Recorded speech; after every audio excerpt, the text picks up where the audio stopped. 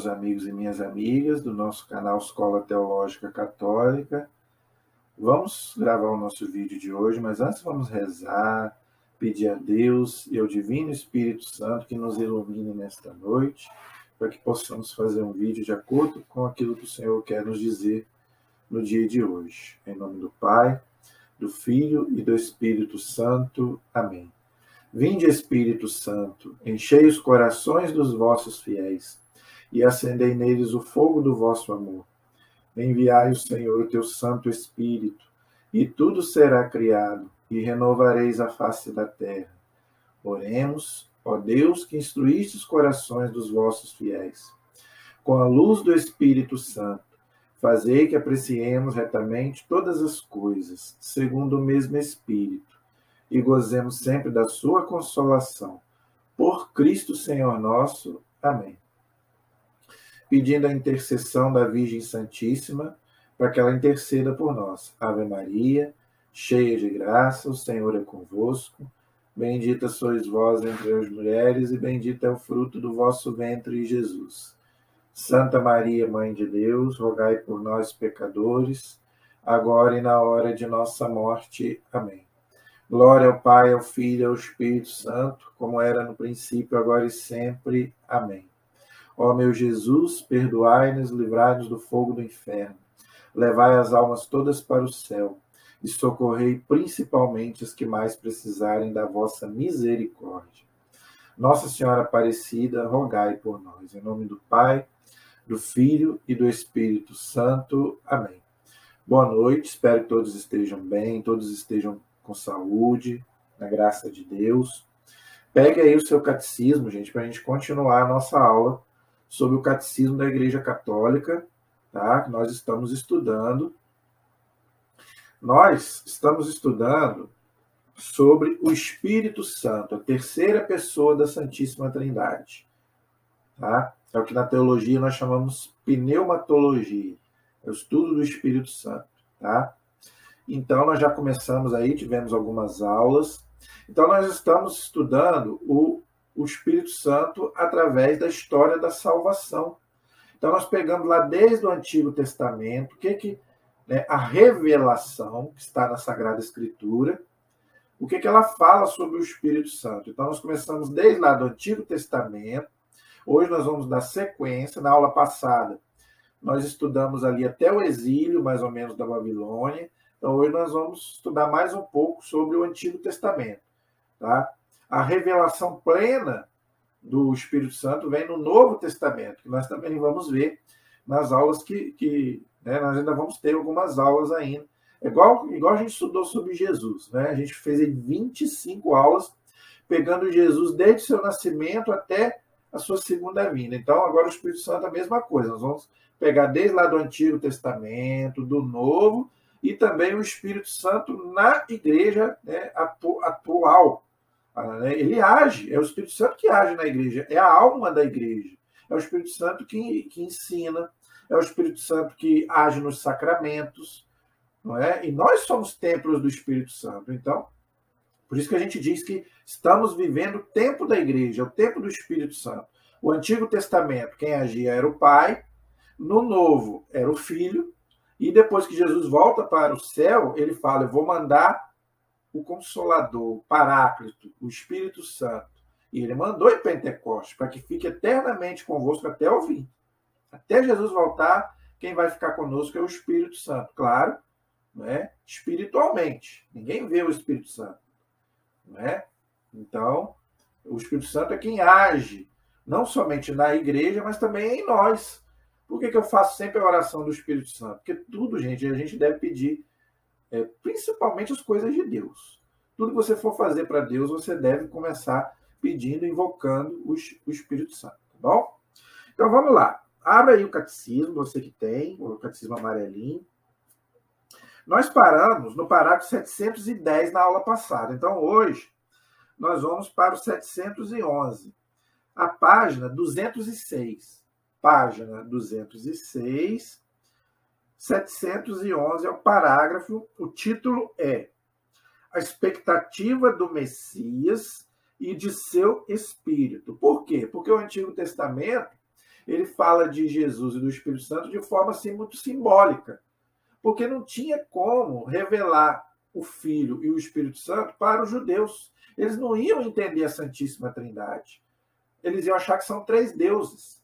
Se até no Novo Testamento tem gente que não entende, Santo Agostinho mesmo disse, né, que é difícil realmente entender a Santíssima Trindade. Se no Novo já é difícil, imagine no Antigo Testamento. Então, realmente é complicado, é o maior mistério da nossa fé. Como que Deus pode ser uma pessoa, mas, né, perdão, uma natureza, mas três pessoas, sem ser três deuses. Então, realmente é muito complicado, não é? Mas, então, no Antigo Testamento não tinha como revelar. Então, quem revelou a Santíssima Trindade foi o próprio Jesus, no batismo, na transfiguração, e mandou batizar, né, em nome do Pai, do Filho e do Espírito Santo, não é verdade? Então, é o Novo Testamento quem... Mas o Antigo, ele dá algumas pistas do Messias e também do Espírito Santo. É o que nós estamos vendo, ok? Então, nós vamos chegar lá, ok? Nós vamos chegar lá no... Então, a gente sabe que o Messias, gente, é Jesus. Então, quem preparou a chegada do Messias foi o Espírito Santo, que os judeus também não aceitaram, nem Jesus e nem o Espírito Santo. Ok? Por isso que eles só têm, eles só acreditam no Deus do Antigo Testamento. Infelizmente, né, os judeus até hoje, eles não acreditam na Santíssima Trindade. Para eles, Deus é somente o Pai. É somente o... Nem Pai, né? Não sei nem se chama Deus de Pai. É o Deus do Antigo Testamento. É aquele Deus lá da lei de Moisés. Os judeus ainda, né, esperam ainda o Messias, não é? Então, vamos ver o que o Catecismo aborda sobre isso. Parágrafo 711, então, vamos lá. Eis que vou fazer uma coisa nova, diz o profeta Isaías, no capítulo 43, no versículo 19. Duas linhas proféticas vão desenhar-se, uma levando para a espera do Messias, a outra para o anúncio de um espírito novo, e ambas convergindo no pequeno resto, o povo dos pobres. Esse povo dos pobres está lá na profecia de Sofonias, no capítulo 2, no versículo 3. Ok? Esse povo dos pobres aí, né, é o povo de Deus. É aquele povo que vai aceitar quem? Vai aceitar o Messias. Vai aceitar Cristo. Porque a gente sabe que o povo realmente de Deus, o povo israelita, não aceitou Jesus como Messias. Então, quem vai aceitar? É o povo pobre, né? Aquele povo que realmente abriu o coração para Jesus. Pobre aqui, gente, não é pobre materialmente, não. É o pobre espiritual. É o pobre de espírito, como diz lá as bem-aventuranças. Tá? Porque a teologia da libertação, né, infelizmente, hoje, ela pega muito a questão do pobre, mas ela só vê a questão material. Não estou dizendo que nós não temos que cuidar do pobre, né? Tudo que a gente puder fazer para amenizar a dor do outro, a gente deve fazer. Mas também a gente tem que parar com esse negócio de achar que o pobre é só que pobreza também não quer dizer indigência também. Entendeu? Agora, aqui, quando a Sagrada Escritura fala do pobre, nem sempre é do pobre material, mas é do pobre espiritual. Entenderam? Muito mais o pobre de espírito, ok? Então é muito mais do que a pobreza material, porque o mais importante, gente, não é, lembre que Jesus disse, não só de pão vive o homem, mas de toda a palavra que sai da boca de Deus. Então, nós não temos também que pensar só nas coisas materiais. O mais importante é o espiritual, né? É as coisas que você não vê. As coisas que a gente vê é passageiro, é só para a gente viver aqui nesta vida, mas a gente não vai levar nada. Não vamos levar bens materiais, casa, carro, comida, bebida. Isso tudo, gente, é para a gente viver aqui. Entendeu? Mas não é o mais importante para o cristão. Então a gente tem que parar com esse negócio. Infelizmente, a igreja hoje está muito visando essa questão, né, do pobre materialmente, mas esquece do espiritual. O mais importante é o espiritual, depois o material, mas o homem hoje está de cabeça para baixo. Hoje se vê mais a matéria do que o espírito, mais o corpo do que a alma. Né? Por isso que o homem está de cabeça para baixo, está invertido. Ok? Que aguarda na esperança a consolação de Israel e a libertação de Jerusalém. Lucas capítulo 2, versículos 25 e versículo 38. Vimos anteriormente como Jesus realiza as profecias que lhe dizem respeito. Limitamos-nos aqui àquelas em que aparece mais a relação entre o Messias e o seu espírito. Eu fiz um vídeo no nosso canal sobre as profecias de Jesus do Antigo Testamento que se cumpriram em Jesus. Está aí no nosso canal, se você quiser assistir. Tá? Tem muitas profecias do Antigo Testamento que foram cumpridas em Cristo. Tá? Os judeus só não aceitaram Jesus porque estavam com o coração muito fechado mesmo. Porque a gente vê que todas as profecias do Antigo Testamento se cumpriram através de Jesus. Ok? Então, principalmente aquelas que falam de Jesus e falam também, né, o Espírito do Senhor está sobre mim. O que é esse Espírito do Senhor? É o Espírito Santo. Olha aí, aí já fala de maneira figurativa do Espírito Santo e de Jesus. Está vendo como que eles não se separam? Porque a Trindade não se separa. Já estou cansado de falar isso aqui. Então, quando Jesus fala, o Espírito, está lá no profeta Isaías, o Espírito do Senhor repousa sobre mim. É o Espírito Santo. Ok? Então, tem muitos textos do Antigo Testamento que falam sobre o Messias e o seu Espírito. Esse Espírito é o Espírito Santo. É o Espírito de Jesus. Por isso que Jesus volta para o Pai, mas ele manda o Espírito Santo. Ok? E ele fala uma coisa bonita aí. A esperança da consolação de Israel e a libertação de Jerusalém. Esse Israel aí, gente, não é só o Israel lá dos judeus, não. Nós também somos o Israel de Deus. Né? Não é só o povo judeu. Todo aquele que aceita Jesus como seu Senhor pertence ao povo de Deus. Tá? Não é só os judeus. Nós também temos a promessa também é para nós. É para todos aqueles. Né? É universal, a salvação é universal. Ok? Então é bonito isso aí. Então, a consolação de Israel e a libertação de Jerusalém. Ok? Então, esse é o parágrafo 711.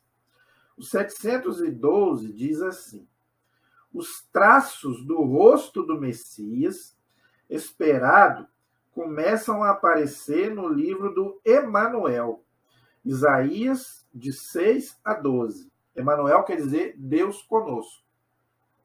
Quando Isaías teve a visão da glória de Cristo, João 12, 41, e em especial em Isaías capítulo 11, versículo de 1 a 2. Eu gosto muito desse texto. Gosto muito mesmo. Está até aqui no Catecismo, nós vamos ler ele, porque está aqui no Catecismo.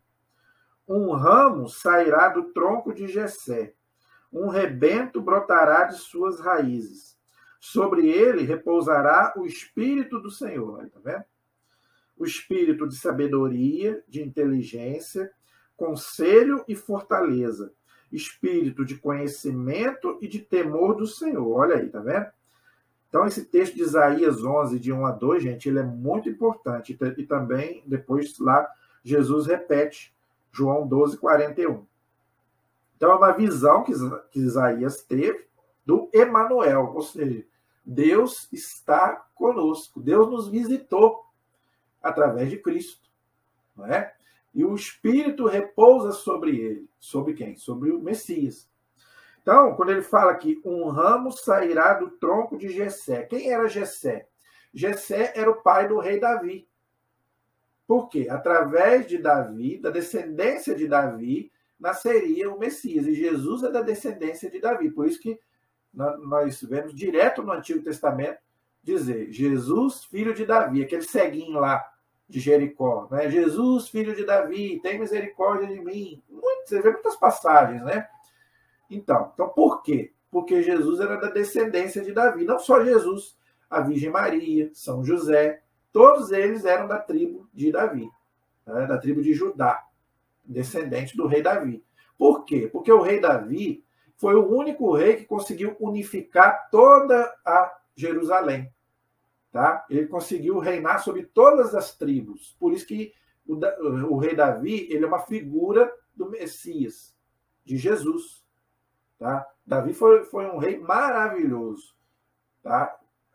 Tanto que a Sagrada Escritura menciona que Davi é o rei segundo o coração de Deus. Deus amava Davi. O único escorregão de Davi foi aquele lá da mulher lá, da Betsabeia lá, que ele se encantou pela mulher do Urias e mandou matar lá a mulher para ficar com ela. Mas, como sempre, é a mulher, né, gente? Sei que as mulheres aí vão ficar bravas comigo, né? Mas sempre a mulher. Lá no paraíso, o homem se perdeu por causa da mulher. Agora, o Davi se perdeu por causa da mulher. Salomão se perdeu por causa da mulher. Não é verdade? Não adianta. O homem se perde por causa da mulher. Então, cuidado, você que é mulher, cuidado para você não perder um homem. Fazer um homem se perder. Não é? Você sabe que você tem poder. Se a mulher soubesse o poder que ela tem, né, tanto para o bem quanto para o mal. A mulher, ela consegue o que ela quer do homem. Você que é casado, sabe. Você que é casada e casado, não é? Sabe o que eu estou falando. Que a mulher, ela consegue o que ela quer do homem, tanto para o bem quanto para o mal. Então, você que é mulher, cuidado. As mulheres vão querer me xingar. Tá? Mas é verdade. O bendito do Davi lá estava andando certinho com Deus lá, viu a bendita da mulher lá e Deus já tinha dado ele. Aí que tá. Deus já tinha dado ele muita mulher. Davi e Salomão foi, como dizia o padre Léo, por isso que os padres não casam. Por quê? Porque o Davi e Salomão já gastaram a cota. O padre Léo falava isso. Então, por isso que os padres hoje não podem casar. Porque Davi e Salomão tiveram muitas mulheres. Mas o bendito do Davi olhou para a mulher do general dele lá e adulterou com ela. Então, quer dizer, se não fosse esse pecado, Davi seria um rei irrepreensível diante de Deus. Mas, infelizmente, cometeu esse pecado. Mas, graças a Deus, que ele se arrependeu a tempo, tá? E fez um maravilhoso Salmo 50. O Salmo 50 é o rei Davi pedindo perdão a Deus pelo pecado que ele cometeu lá com a mulher, né? E todos nós devemos rezar o Salmo 50, né? Inclusive, está na liturgia das horas aí, é um salmo penitencial, né? Então, a gente deve rezar sempre o Salmo 50 para pedir perdão a Deus por qualquer pecado que a gente cometa, né? A gente reza muito o Salmo 50. A igreja coloca muito na liturgia, né? O Salmo 50 é um salmo belíssimo, maravilhoso. Então, Davi se arrependeu e pediu perdão a Deus. Deus o perdoou, mas, infelizmente, o filho dele, do adultério, teve que morrer. É a questão do pecado. Por isso que o pecado é terrível. O pecado ele tem duas consequências, a culpa e a pena. A culpa é perdoada na confissão, mas fica a pena, o estrago que o pecado deixou. Então, o pecado ele é terrível por causa disso. Então, por que fala que um ramo sairá do tronco de Jessé? Um rebento brotará de suas raízes. Por quê? Porque o Messias vai vir na descendência do rei Davi. Jessé era pai do rei Davi. Ok? E da descendência de Davi vai nascer Jesus, o Messias. Ok? Aí aqui ele fala que repousa sobre ele o Espírito do Senhor, e aqui ele dá os dons do Espírito Santo, que nós recebemos no crisma, no batismo, e ele aflora no crisma. Não é? Espírito, sabedoria, inteligência, conselho, fortaleza, conhecimento, temor de Deus. Eu já fiz também um vídeo sobre isso, explicando quais são os dons do Espírito Santo, tá? Então eu fiz um vídeo aí, se você quiser assistir também. Gente, nos nossos vídeos, no nosso canal, você que é inscrito, tem aí vários vídeos nossos que você pode assistir. Às vezes você não assistiu os nossos vídeos para trás. Então já estou aproveitando aqui, estou dizendo para você que é inscrito no canal, você pode assistir nossos vídeos antigos, anteriores. Já tem muitos vídeos aí, graças a Deus, sobre vários temas da nossa fé. Às vezes você quer, às vezes até estudar um tema que às vezes tem no nosso canal. E eu gravei um vídeo explicando sobre os dons do Espírito Santo. Ok? Eu não me lembro agora qual é o vídeo específico sobre isso. Mas eu sei que tem. Tá? Explicando aí os dons do Espírito Santo que a gente recebe no batismo e principalmente no crisma. Por isso a importância do crisma que eu já cansei de explicar aqui. Você que ainda não é crismado, gente, procure a crisma. A crisma não é facultativa, é obrigatório para o católico crismar. É o Espírito Santo que você vai receber, que vai aflorar em você. Você já recebeu no batismo, mas no batismo a maioria de nós é criança. Então agora não, agora você já está, você já é um soldado de Cristo. A igreja diz que no crisma a gente já é um soldado de Cristo. Todos nós homens aqui, completa 18 anos, nós vamos para o tiro de guerra, não é verdade? A maioria. Então, quer dizer, então, você agora vai ser um soldado de Cristo.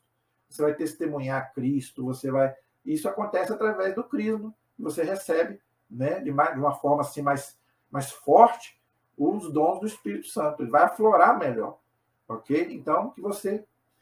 Por que eu insisto muito? Porque eu dou aula de crisma. Né? Graças a Deus, eu sou catequista de primeira comunhão e de crisma. Eu preparo muita gente para o crisma. Só que outra coisa que me deixa muito triste. Tem gente que faz o crisma e vai embora da igreja, some da igreja. Tem gente que fez crisma comigo, ou que foi meu aluno, que eu nunca mais vi na igreja. Então, gente, o crisma não é para você fazer sumir da igreja. Ah, já fiz o crisma, então não volto mais. Não é isso. Então você não entendeu o que é o crisma. O crisma é para você continuar a sua vida espiritual, que agora você vai ter o Espírito Santo. Olha aqui. Isso aqui não é só para Jesus, não. É para todo cristão. Espírito de sabedoria, inteligência, conselho, fortaleza, conhecimento e temor de Deus. Agora, esses dons não é para você guardar para você, é para você passar para frente. Entendeu? Ah, eu agora tenho o Espírito Santo, eu tenho todos esses dons, pronto, agora o resto que se dane. Não, não é assim também. Agora que você tem que ajudar outras pessoas, não é? Passar o seu conhecimento, passar a sua inteligência, o seu conselho, a sua sabedoria para as outras pessoas. E fazer também com que elas também recebam os dons do Espírito Santo. Todos nós, gente, devemos receber os dons do Espírito Santo para a nossa vida, para que a gente seja feliz. Tá bom? Então, fica aí uma dica para você. Você não é crismado? Procure a tua igreja, vá ser crismado. Ok? Se você pode. Ok? Então, esse é o parágrafo 712. O parágrafo 713 diz assim: os traços do Messias são revelados, sobretudo, nos cânticos do servo. Isso está lá no livro de Isaías 42, versículo de 1 a 9, Mateus 12, 18 a 21, e João 1, 32 a 34. Isaías 49, 16, Mateus 3, 17, Lucas 2, 32. Mais textos. Isaías 50, de 4 a 10, Isaías 52, de 13 a 15, Isaías 53, 12. Então, gente, todos esses textos que eu colocar aqui, você anota para você ler em casa, porque aqui eu não tenho como ler esses textos, ok? Então, aqui eu só coloco os nomes para depois você ler em casa, tá, gente? Eu peço você encarecidamente que leia, por favor, aprenda a ler a Sagrada Escritura, gente, pelo amor de Deus. Tem gente que a Bíblia fica aí pegando poeira dentro de casa e não lê. Arranje um tempinho de pelo menos 10 minutos por dia para você ler a palavra de Deus, ok? Por favor, é um apelo que eu faço a você. Infelizmente, o nosso povo católico ele não tem esse hábito de ler a palavra de Deus. Por que eu estou dizendo isso? Porque eu já contestei isso com dor no meu coração. Eu já perguntei meus alunos se já leram a Bíblia. Poucos já leram. Alguns já leram, mas já esqueceram. Gente, a palavra de Deus é para a gente ler. A gente não fica horas no celular, 1 hora, 2 horas, vendo televisão. A gente não pode tirar 10 minutos para ler um trecho da palavra de Deus por dia. Que amor é esse que a gente tem a Deus? Como dizia o Padre Léo, é a carta de amor que Deus escreveu para nós. E os católicos não leem a palavra de Deus. Por isso que é tão influenciado por outras religiões. E eu não estou falando mal, não. Eu estou falando bem. Eu tenho inveja dos irmãos protestantes nessa área. Nesse ponto aí eu tenho inveja deles. Porque eles se debruçam na palavra de Deus, eles devoram a palavra de Deus. Por isso que o católico chega perto do protestante e não tem argumento. Entendeu? Agora não estou falando mal dos protestantes, não. Estou falando bem. Estou falando mal dos católicos agora. Porque é verdade. Se eu estiver errado aqui, me corrijam se eu estiver errado. São poucos os católicos que podem sentar do lado de um protestante para conversar de Bíblia. Não entende. Não leu, não sabe. Aí é influenciado.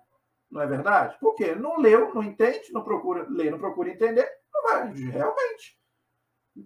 Então, gente, por favor, os textos que eu colocar aqui, leia, por favor, porque eu não tenho condição de ler com vocês aqui. Eu estou fazendo um estudo bíblico aí para ajudar as pessoas, mas eu não tenho como ler as passagens aqui. Ou eu dou a aula do catecismo, ou eu explico os textos bíblicos, entendeu? Então, gente, por favor, leia para você entender Porque cada tema, o catecismo dá os textos bíblicos para você entender sobre o que a gente está falando, igual hoje. Hoje estamos falando do Espírito Santo. Então, os textos que eu colocar aqui é para você entender o que eu estou dizendo. Tá? Na Bíblia, na Sagrada Escritura. Tá? Então, por favor, vamos adquirir esse hábito de ler a palavra de Deus. Ah, mas eu não tenho tempo. A gente arruma.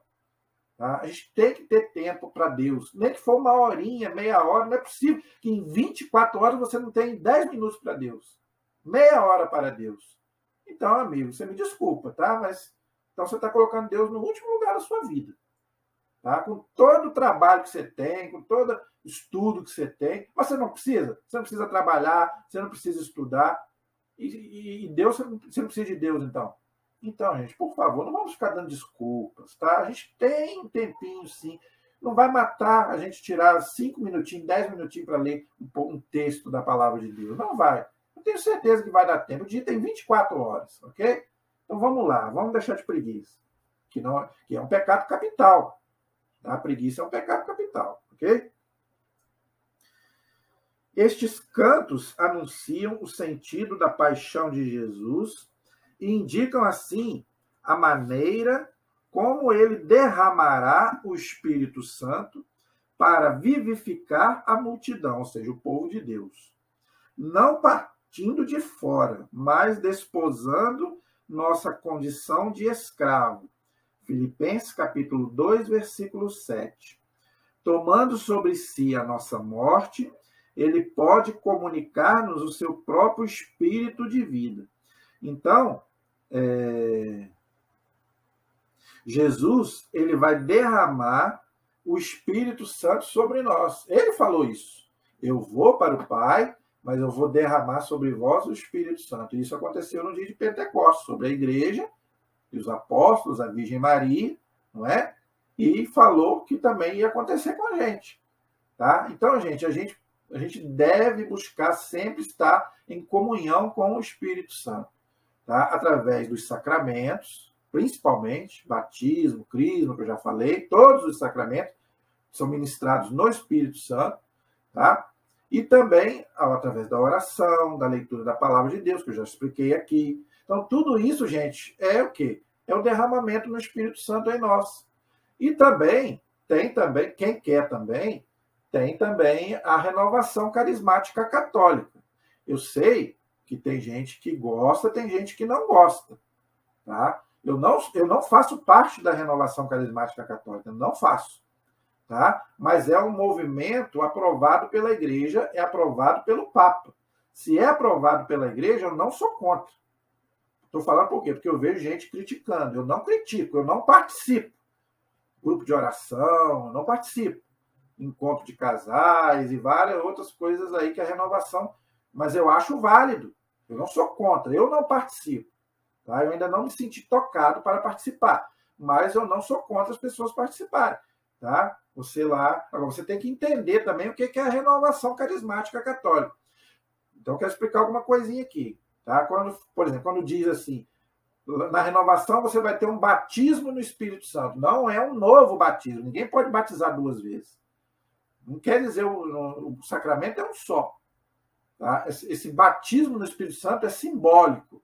É um revigoramento. É para você ter mais vontade de rezar, mais vontade de ler a Bíblia. E isso eles fazem bem.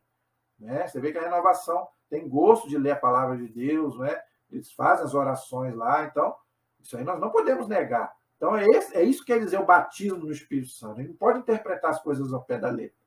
E tem também, né, a questão dos carismas, que também é bíblico.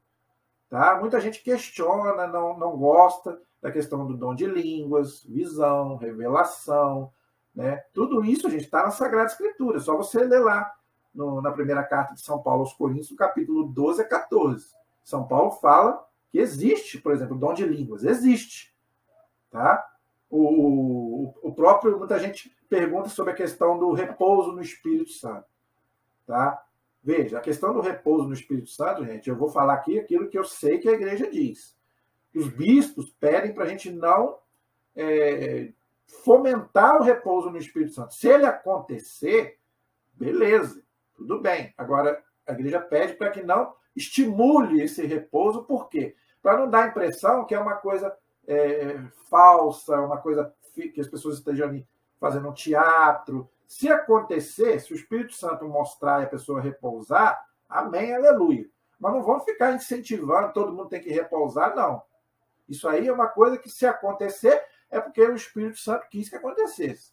Mas tem gente que fica forçando aquela coisa ali, né? Então, às vezes, realmente parece um pouco forçado. Então, a gente não deve forçar, porque a Bíblia diz bem claro, o Espírito sopra onde ele quer. O dom existe, o dom de línguas existe, né? Todos esses dons, essas coisas existem, mas tem que ser natural, não pode ser imposta.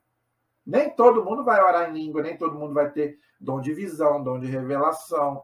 Né? Isso não é para todo mundo. Isso aí Deus capacita, escolhe pessoas capacitadas. Isso aí é uma coisa, gente, que nem todo mundo vai ter isso. Uns têm, outros não têm. Tá? Então, é importante a gente entender isso também. Ok? Então, o Espírito Santo, ele age onde ele quer, como ele quer, com quem ele quer. Ok? Então, esse é o parágrafo 713. O 714 diz assim: é por isso que Cristo inaugura o anúncio da Boa Nova, ou seja, o Evangelho, fazendo sua esta passagem de Isaías, que está lá no livro de Lucas, capítulo 4, versículo 18 a 19. E também Isaías 61, versículo de 1 a 2. Esse texto também eu gosto muito. É muito bonito esse texto, de Lucas, tirado do profeta Isaías. O Espírito do Senhor está sobre mim, porque ele me ungiu para evangelizar os pobres, curar aos de coração ferido. Enviou-me para proclamar a remissão dos pecados, aos cegos a recuperação da vista, para restituir a liberdade aos oprimidos e para proclamar um ano da graça do Senhor. Mais um texto do profeta Isaías que se cumpre em Cristo. Né? O profeta Isaías profetizou isso lá 700 anos antes, está lá em Isaías 61, de 1 a 2, e se cumpriu lá em Lucas 4, versículo 18 e 19. Então, depois você lê esses dois textos para você comparar. Por isso que eu estou falando, é bom você ler para você comparar a profecia e o cumprimento, antigo e novo. Então, leia Isaías 61, de 1 a 2, está vendo? É pequenininho, você não vai gastar muito tempo. Então, leia Isaías 61, de 1 a 2, e depois você lê Lucas 4, 18 e 19. 2 versículos de cada. Aí você vai comparar o profeta Isaías profetizando sobre o Messias e São Lucas, né, dizendo que a profecia se cumpriu em Jesus. Aí eu fico me perguntando como que os judeus, vendo... Gente, os judeus, os fariseus, eles eram entendidos de Bíblia. Eles eram os escribas, eles eram os bambambam de Bíblia, sabia tudo de Antigo Testamento. Como é que pode eles não aceitarem Jesus depois de tudo que eles viram, que estavam vendo? Os milagres que Jesus fazia, igual ele conta aqui, não é? Recuperação da vista, né? Jesus curou cego, limpou leproso, aleijado ele curou, ressuscitou pessoas. Então eles viram aquilo ali. Aí é o tal do pecado contra o Espírito Santo. A pessoa vê a graça de Deus e não quer se converter. Aí Deus não pode salvar a pessoa. Por isso que Jesus fala que o pecado contra o Espírito Santo não tem perdão, porque a pessoa não abre o coração. E faz pior ainda, fala que Jesus está fazendo aquilo ali por causa do mal. Beelzebul, como é que o demônio vai fazer, vai ressuscitar uma pessoa? Não tem como, só Deus tem poder para isso. Então, quer dizer, realmente era um povo de coração duro, realmente, infelizmente. Mas é interessante o texto aí, você lê para você depois comparar com a profecia que o profeta depois falou de Jesus. Tá? Esse é o parágrafo 714. O 715 diz assim: os textos proféticos, eu estou falando dos profetas, tá? Diretamente referentes ao envio do Espírito Santo, são oráculos em que Deus fala ao coração de seu povo na linguagem da promessa, com as tônicas do amor e da fidelidade. Ezequiel, capítulo 11, versículo 19, Ezequiel 36, versículo 25 a 28, Ezequiel 37, de 1 a 14, Jeremias 31, de 31 a 34, Joel 3, de 1 a 5. Então, todos esses textos proféticos falam da promessa que vai vir o Espírito Santo, tá? No futuro, lá na frente. Tá? Então, todos esses textos aqui, de Isaías, Jeremias, não é? O profeta Joel, inclusive o profeta Joel fala que os jovens vão ter visões, vão ter sonhos, os velhos, é o que eu estava acabando de dizer sobre a renovação carismática católica. Todo mundo pode ter uma visão, todo mundo pode ter uma revelação, né? Se Deus achar, porque o profeta Joel fala isso lá, no capítulo 3, de 1 a 5. Tá? Só você ler depois, você vai entender o que eu estou dizendo. O profeta vai profetizar, né, que antes da vinda do Messias, aí ele está falando, gente, da segunda vinda de Cristo, não é mais a primeira vinda. Tá? O dia do Senhor, esse dia do Senhor aí é o quê? A volta de Cristo, a parousia. Tá? Então, antes de Jesus voltar na sua segunda vinda, os velhos terão visões, os jovens, né? Leia lá Joel que você vai entender. Jeremias também, esse texto de Jeremias 31, de 31 a 34, também fala muito, é uma profecia muito bonita, onde Deus fala que Deus vai colocar a palavra dele nos nossos corações, não mais em pedras. Por quê? Os mandamentos foram escritos na pedra, né? Lá em Moisés. Agora não, o profeta diz que os mandamentos vão ser guardados no nosso coração, tá? Não mais em pedras. Então é muito bonito o texto de Jeremias 31. Então depois você pode ler. Cujo cumprimento São Pedro proclamará na manhã de Pentecostes. Está lá em Atos capítulo 2, versículo 17 a 21. Segundo essas promessas, nos últimos tempos, aí, tá vendo? Esses últimos tempos é o quê? É o que nós estamos vivendo. Nós estamos nos últimos tempos. Desde o momento que Jesus subiu, nós já estamos vivendo os últimos tempos, porque ele pode voltar a qualquer momento. Tá?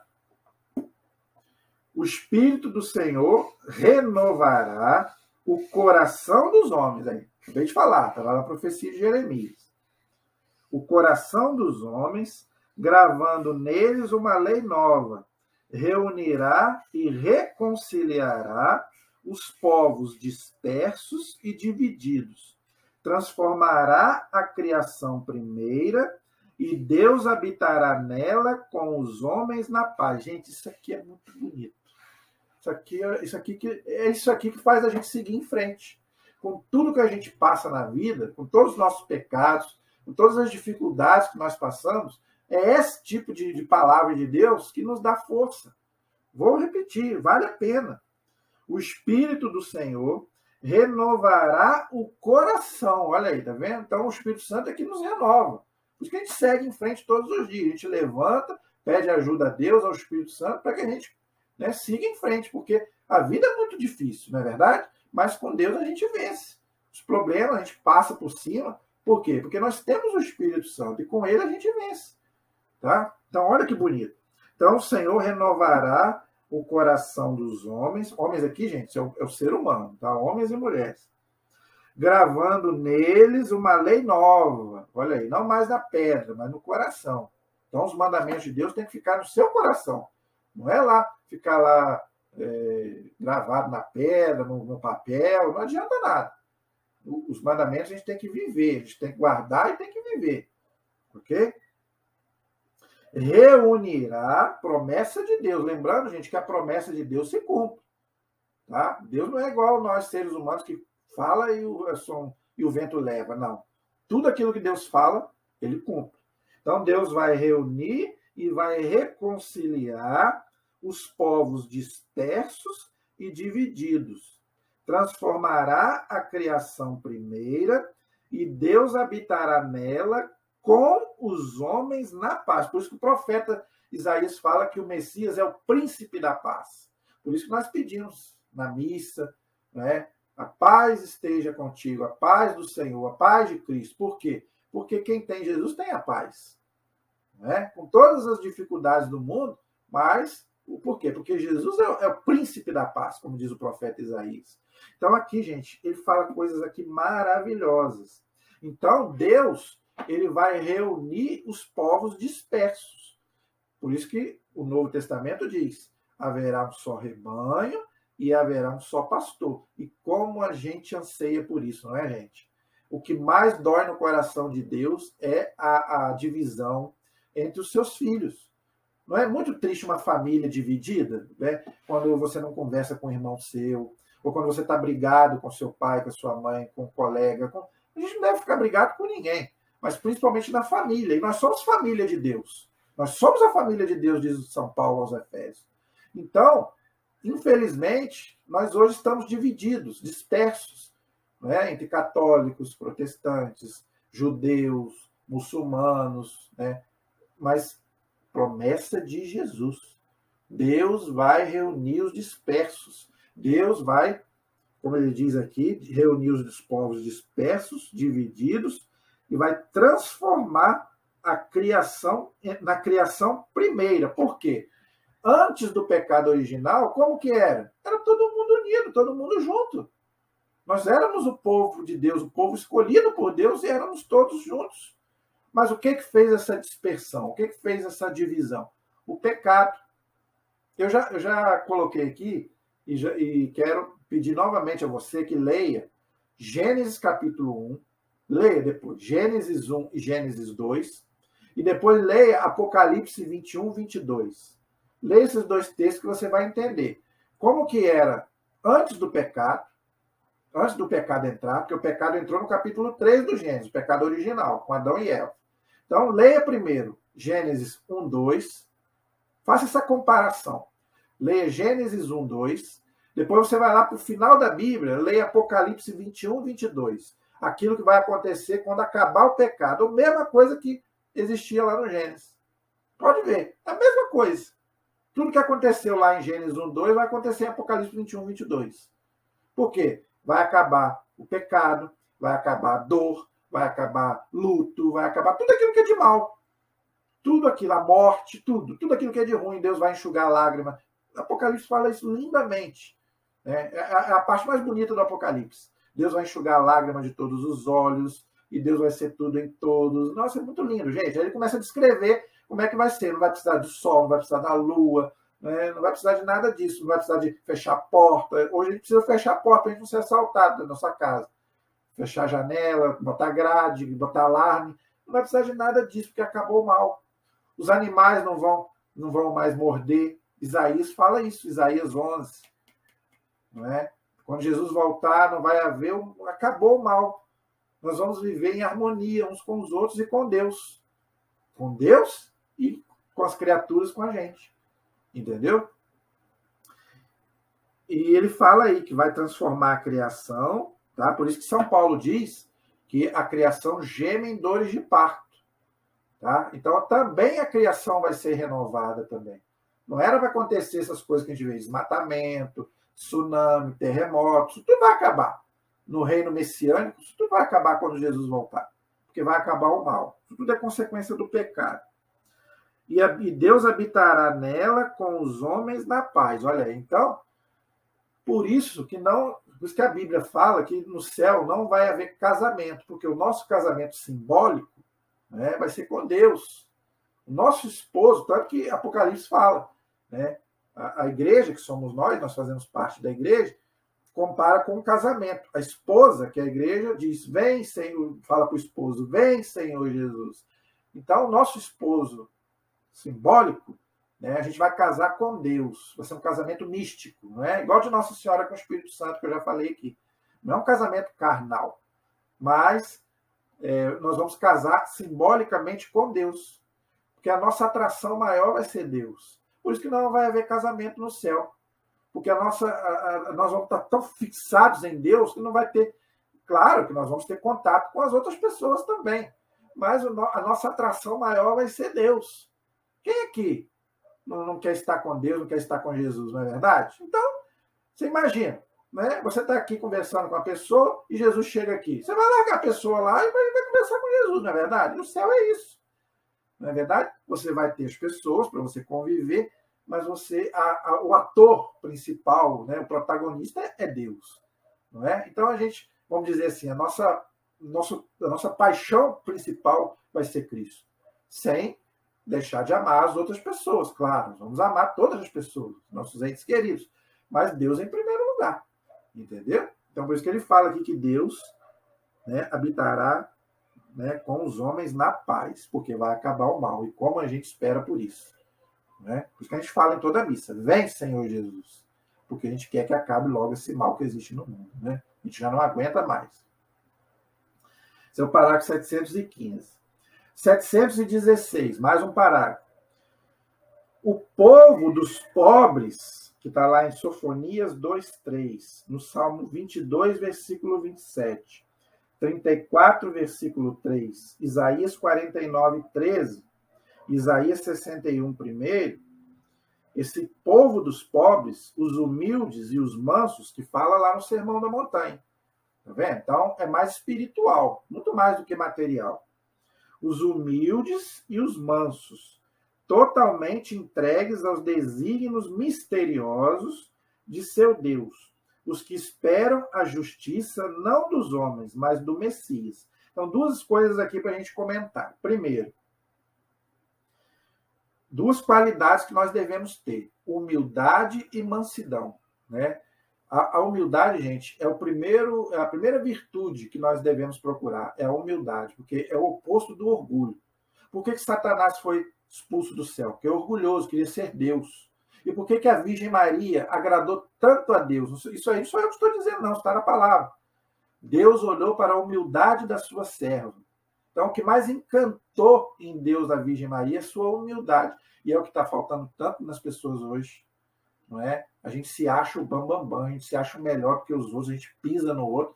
Né? Que eu tenho um pouco mais de dinheiro, eu vou, né? Você para mim não vale nada, né? Porque eu tenho uma casa melhor, porque eu tenho um carro melhor. Gente, quando você morrer, você vai para o mesmo lugar do que o outro, do que aquele que está lá. Todos nós vamos para o mesmo lugar, para a mesma sepultura. Você que se acha melhor do que o outro, quando você morrer, abre lá o caixão para você ver. Deixa passar uns 3 anos, abre lá. Se não é a mesma coisa que está no pobre. Então, gente, a gente às vezes, a gente não sei o que passa na nossa cabeça, às vezes. Então, o primeiro dom que a gente deve buscar é da humildade. Tá? É o que fez Jesus, né? Humilde. A carta aos Filipenses diz, ele sendo Deus se fez humilde. A Virgem Maria, os santos. Você não vê um santo que não era humilde. Por isso que alcançou o céu. Você vê um São Francisco de Assis da vida, uma Madre Teresa de Calcutá da vida, uma Irmã Dulce da vida, não é?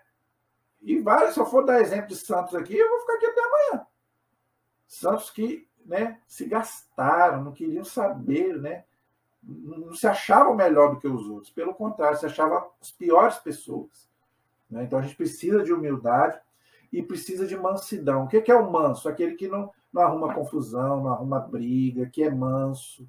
É claro que ninguém tem sangue de barata, se nos provocar, né? Mas também, mesmo assim, a gente tem que aprender também, gente, contar até 10 às vezes, porque não se apaga também fogo jogando fogo, mais fogo em cima. Então se apaga fogo com água, não é verdade? Então, se você já é nervoso, né? Se o outro já é nervoso e você também começa, aí pronto, aí vai pegar fogo mesmo. Então, procure a virtude da mansidão. Treina isso. Tem gente que eu sei que não consegue. Eu também, às vezes, eu não consigo, mas eu tento, pelo menos. Às vezes eu sei que não dá, mas a gente deveria procurar, né, esses dois dons, da mansidão e da humildade.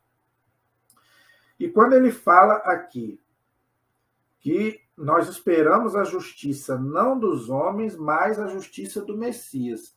Isso quer dizer que Jesus vai vir como justo, como juiz, e vai acabar a misericórdia. Aí toda a justiça será feita. Tá? E por isso que o juízo final é para isso. A igreja ensina que o juízo final, Deus vai fazer toda a justiça.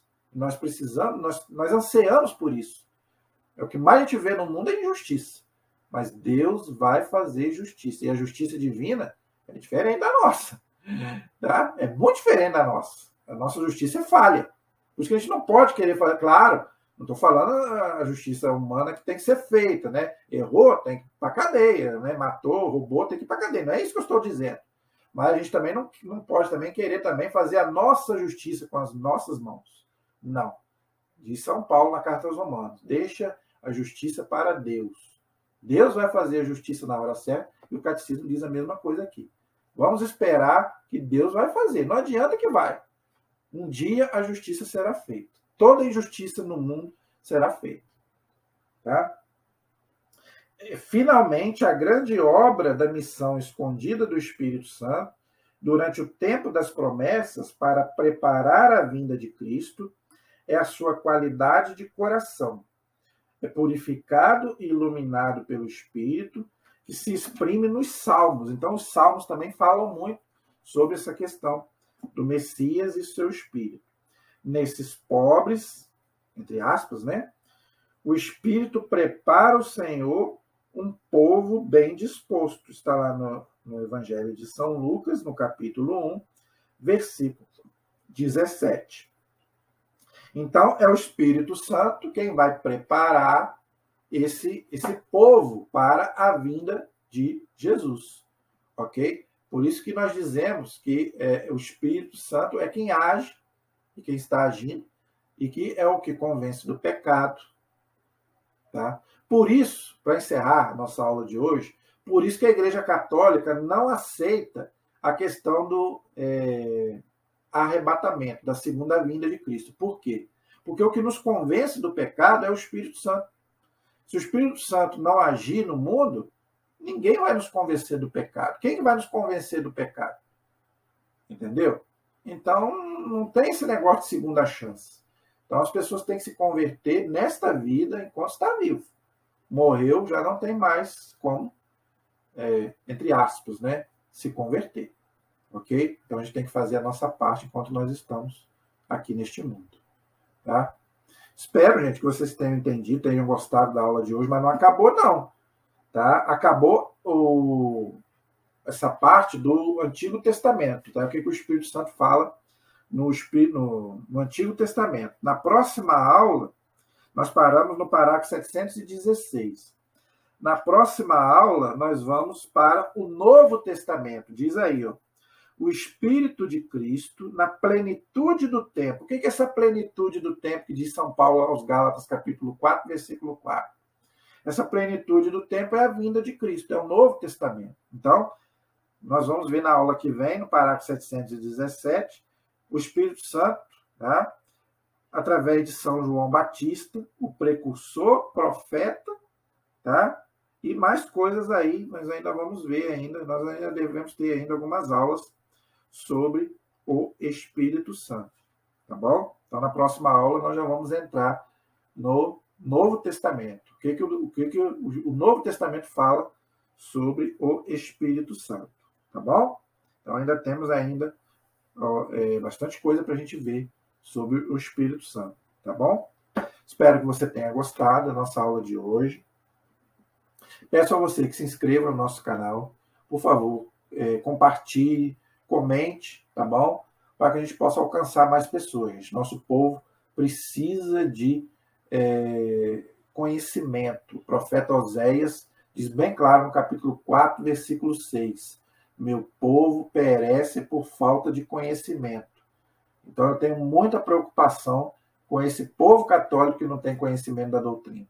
Então, por favor, nos ajude a evangelizar, tá bom? Então, por favor, se inscreva no nosso canal, divulgue, ajude-nos a divulgar para outras pessoas esse nosso trabalho que tem o único intuito de levar aquilo que a igreja nos ensina. Eu não coloco nada meu, você pode ver que eu não falo nada da minha opinião aqui. Tudo que eu falar aqui ou está no Catecismo da Igreja Católica, ou está na Sagrada Escritura, ou em algum documento da Igreja Católica. Eu não falo nada da minha cabeça, eu não sei nada. Quem sou eu para querer ensinar alguma coisa para você?